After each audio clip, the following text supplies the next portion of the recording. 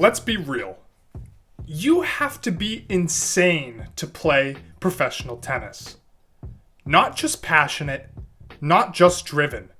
I mean actually off your rocker.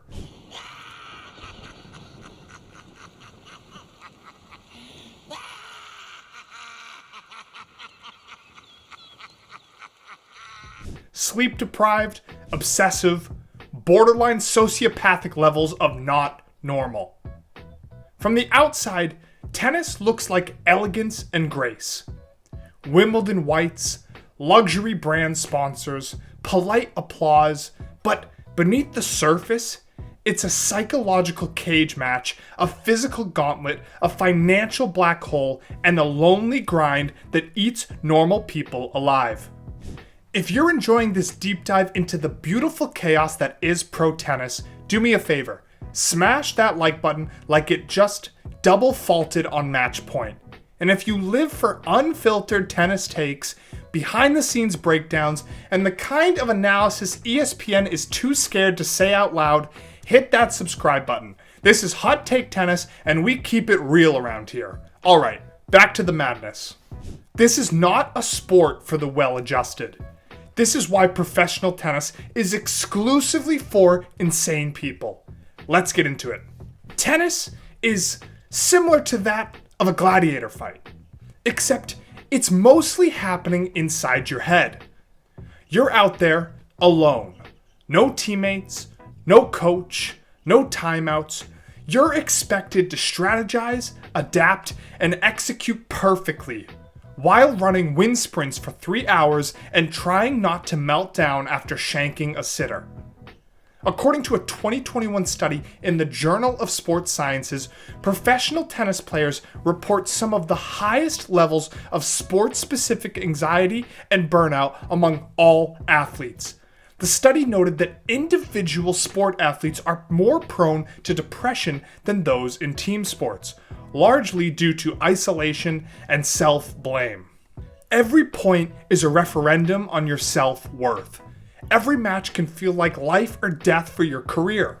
It's not just about playing well, it's about surviving your own brain. And this mental pressure doesn't let up, because in tennis, you lose a lot.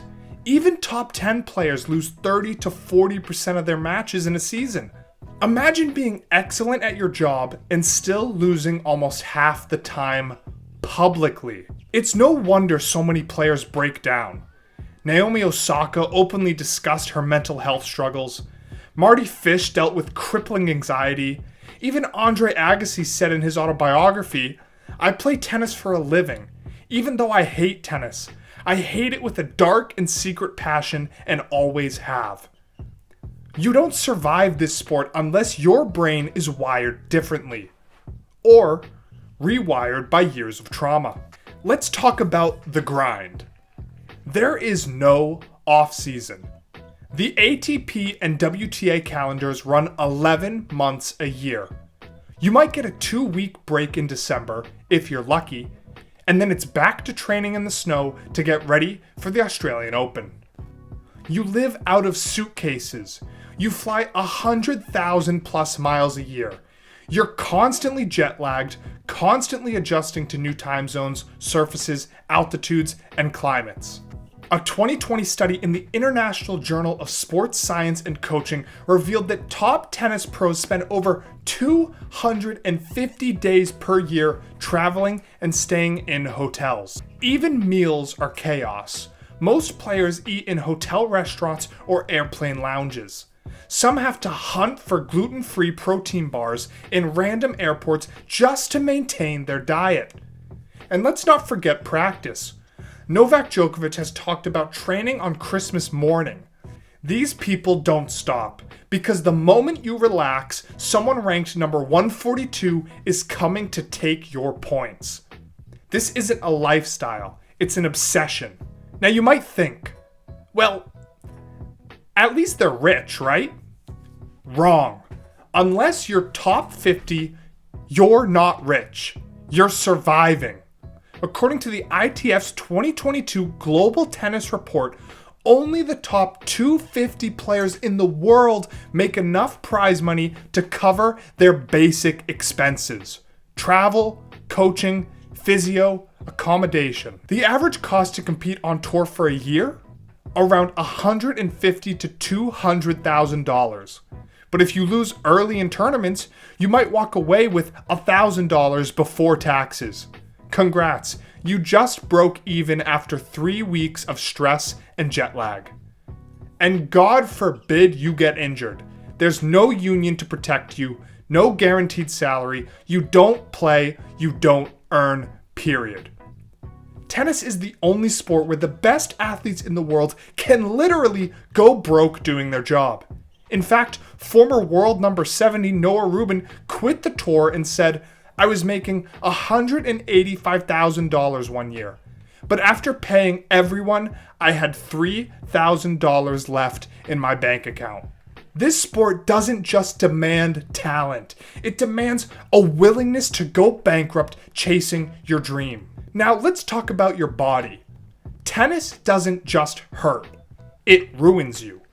The sport requires short sprints, constant stops and starts, rotational torque, and explosive movements over and over and over.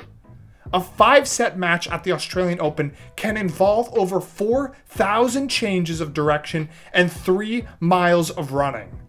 That's why every player is injured all the time. Rafael Nadal has played through chronic knee tendonitis, rib fractures, and foot problems so bad he once needed foot-numbing injections to finish a Grand Slam. Andy Murray literally had his hip replaced and came back on tour.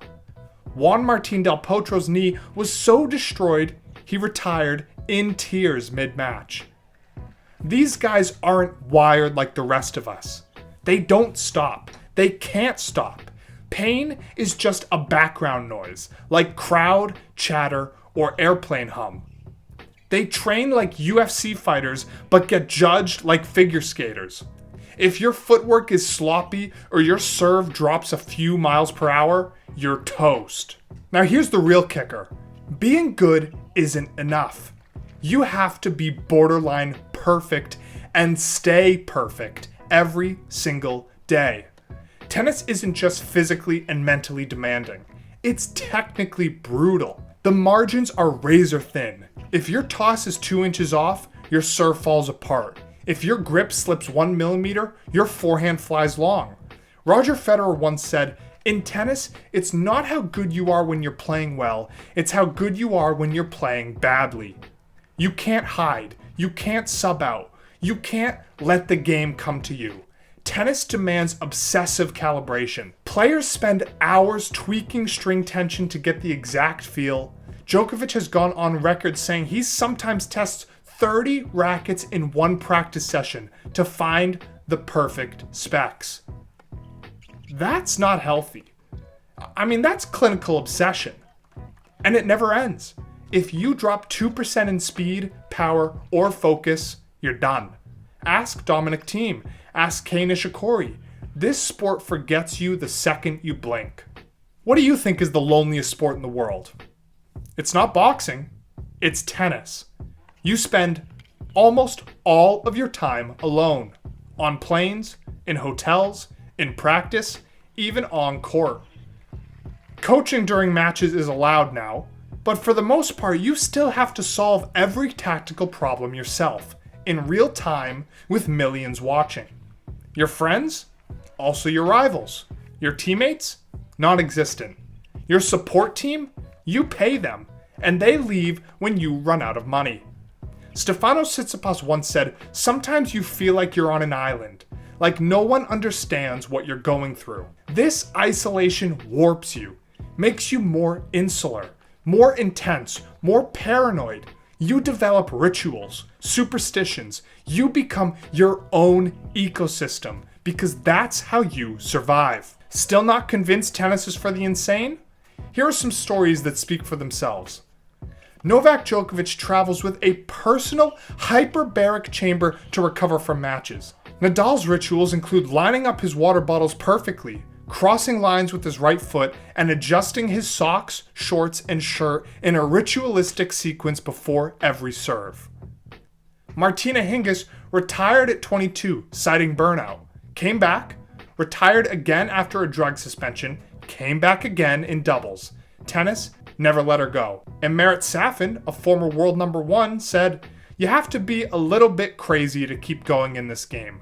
The normal ones retire early." The players that thrive aren't just talented, they're wired differently. They have to be. So next time you watch a match, remember, you're not just watching forehands and footwork, you're watching a person wrestle with their body, their mind, their finances, their schedule, their self-doubt, and come out swinging. Professional tennis is not a sport. It's a psychological experiment. It's a slow motion, nervous breakdown wrapped in luxury sponsorships and polite applause. And that's why to survive in this world, you don't have to be great. You don't even have to be tough. You have to be insane. If you liked this video, smash that like button like it's a second serve on break point. Subscribe for more deep dives, brutal truths, and unfiltered takes from the world of tennis. See you next time.